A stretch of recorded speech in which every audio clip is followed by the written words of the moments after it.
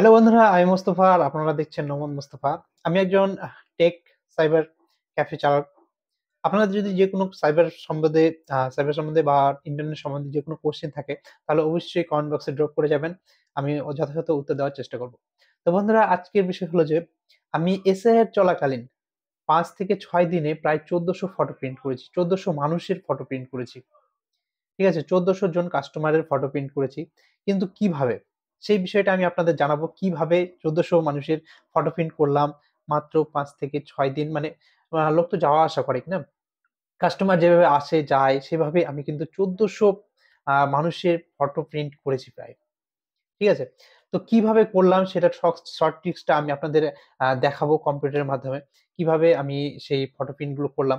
তো আপনাদের যখন আপনারা সেই জিনিসটা কপি করবেন, যদি আপনাদের মানে ক্যাফেতে ভিড় হয় বা অন্য কিছু ছবির ভিড় হয়, তাহলে আপনারা সেটা প্রয়োগ করতে পারেন।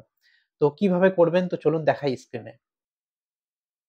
বন্ধুরা, আমি চলে এসেছি কম্পিউটার স্ক্রিনে। তো সবার প্রথমে আপনারা দেখতে পাচ্ছেন এখানে যে ফটোশপ ওপেন করা রয়েছে। ফটোশপে দেখছেন আপনারা 4টা ফটো নেওয়া রয়েছে। তো এই ফটোগুলো আমরা যদি একটা পেজে সাজাই, 4-6 পেজে সাজাই, তাহলে কত সময় লাগে আমি আপনাদের দেখাই। যে ধরুন কাস্টমারের ডিমান্ড যে তারা তিনটে করে ফটো নেবে। ঠিক আছে, 4 জন 3টে করে ফটো নেবে। তো কতক্ষণ সময় লাগে আমি আপনাদের দেখাই। তো সবার প্রথমে আপনারা কি করবেন, কন্ট্রোল এন, এখানে ফটোশপে একটা নতুন লেয়ার তৈরি করে 4:6 এর একটা নতুন লেয়ার তৈরি করে করবেন। তো করার পরে এখান থেকে কপি করে আপনারা কিন্তু এখানে পেস্ট করবেন। ঠিক আছে, করার পরে এখানে একটা একটা করে ফটো কপি করে এখানে কিন্তু পেস্ট করবেন। পেস্ট করার পরে সেখান থেকে আপনারা কিন্তু এখানে এক এক করে সাজাবেন, এরকম করে সাজাবেন। তো এতে অনেক সময় লেগে যায়, কিন্তু আমি আপনাদের দেখাবো। এরকম করে সাজালে অনেক সময় লেগে যায়। তো কিন্তু আমি আপনাদের দেখাবো যে কিভাবে আপনারা এক ক্লিকে এই ফটোগুলো সবগুলোই একটা ফ্রেমে চলে আসবে, 4:6 ফ্রেমে চলে আসবে। তো দেখাই আমি আপনাদের।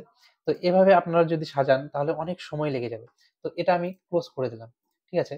তো এখন আমি ফাংশনাল কি একটা রয়েছে, যেগুলো আমি সেট করে রেখেছি। ফটোশপে সেট করে রেখেছি ফাংশনাল কি গুলো। তো সেই ফাংশনাল কি একটা কি দাওয়ালেই কিন্তু আপনারা কিন্তু এই ফটোশপে ৪ জনের ফটো একটা 4:6 পেজে কিন্তু চলে আসবে। ৩টা করে।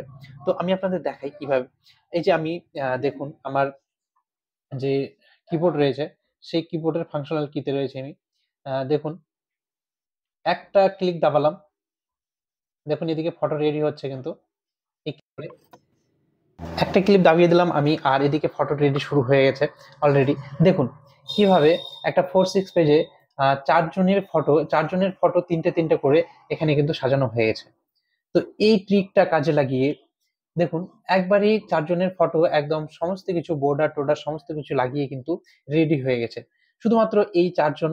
আ যদি আমি বলি, আবার যদি কোনো কাস্টমার যদি ৬ কপি ছবির ডিমান্ড করে, সেক্ষেত্রেও আমি কিন্তু এখানে সেই সেটিংটা করে রেখেছি। দেখুন, এখানে একজন শুধুমাত্র ৩ কপি ফটো চাইলেও সেটাও আমি করে রেখেছি। দেখুন, একটা ফাংশনাল কি দাবালাম আর রেডি হয়ে গেল কিন্তু ফটো। ৩ কপি একজনের। তো এখন যদি আমি বলি যে ২ জন আ ফটো নেবে, একজন ফটো নেবে ৬ কপি নেবে। তাহলে কিভাবে করব সেটা? সেটাও আমি ফাংশনাল করে রেখেছি। দেখুন, এক ক্লিক দিলাম, রেডি হয়ে যাচ্ছে। একজনের ৬ টা ফটো রেডি হয়ে গেল। ঠিক আছে? এবার উম যদি বলি ২ জন নেবে ৬টা করে, তাহলে ১২ টা। একটা 4:6 পেজে কিভাবে সাজাবেন? তো আমি সেটারও একটা ফাংশনাল কি রেখেছি। ঠিক আছে? এই যে এক ক্লিক করলাম ফাংশনাল কিতে, এখানে রেডি ফটোগুলো তৈরি হওয়া শুরু হয়ে গেছে। দেখুন 4:6 পেজে ২ জনের ফটো কিন্তু এখানে রেডি হয়ে গেছে। তো বন্ধুরা, এরকম শর্ট ট্রিক্স করে কিন্তু আমি প্রায় ৫ থেকে ৬ দিনে ১৪০০ মানুষের ফটো প্রিন্ট করেছি। তো এরকম আপনারা যদি আপনাদের দোকানে বা সাইবার ক্যাফেতে ভিড় হয়, তাহলে কিন্তু আপনারা এই মানে ফটোর জন্য ভিড় হয়, তাহলে কিন্তু এই শর্ট ট্রিক্স গুলো আপনারা কাজে লাগাতে পারেন। অথবা এমনি টাইমেও আপনারা কাজে লাগাতে পারেন, যে শর্টকাট ভাবে প্রিন্ট করে নিতে পারেন। তো কোনো অসুবিধা নেই।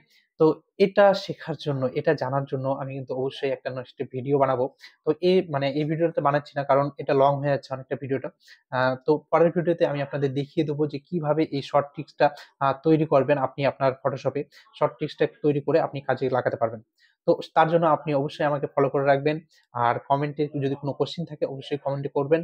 আর ইউটিউব চ্যানেলে কিন্তু সাবস্ক্রাইব করতে হবে। ঠিক আছে? তার লিঙ্ক কিন্তু কমেন্টে দেওয়া থাকবে। ঠিক আছে? আর যারা ফেসবুক থেকে দেখছেন অবশ্যই ফলো করে রাখবেন। ধন্যবাদ।